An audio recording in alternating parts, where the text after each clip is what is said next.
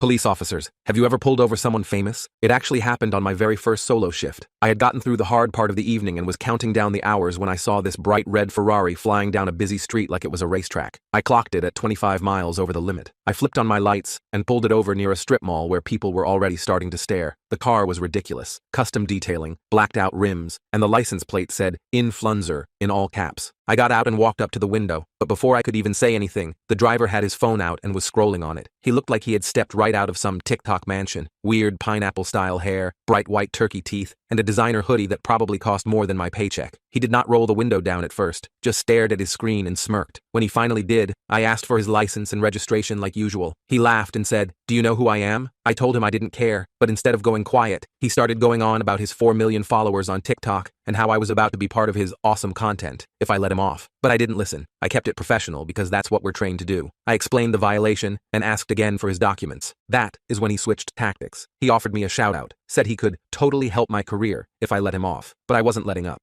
I told him I was writing the ticket. That's when his whole face changed. He got more aggressive. He started scrolling through his phone, showing me videos of him with actual A-list celebrities. He said, "Look, I can make you famous overnight. Why be difficult?" Like he could not believe I was not impressed. I had just finished writing the ticket when he flung open the door and got out without permission. I will admit, I got a little nervous given this was my first solo shift, but I told him to get back in the car. Well, he ignored me completely and pulled out his phone. Before I knew it, he had started live streaming. He waved the phone around like a weapon and yelled, "Guys, this cop is harassing me for nothing. ACAB, ACAB." And I could see people at the strip mall pulling out their own phones to record. My heart was pounding, but I tried to stay calm. I asked him one more time to give me his license and registration. That's when he told me to screw off, that he was above this legal nonsense, and started taunting me, saying I should be thanking him for the publicity. I warned him that if he continued to refuse, it would lead to more charges. He laughed this demented little rat laugh and said, "I'll get you and your whole family fired, Lil N-word." That's when I called for backup, and while I was waiting, he started getting personal. He told me I must have become a cop so I could harass people, because deep down,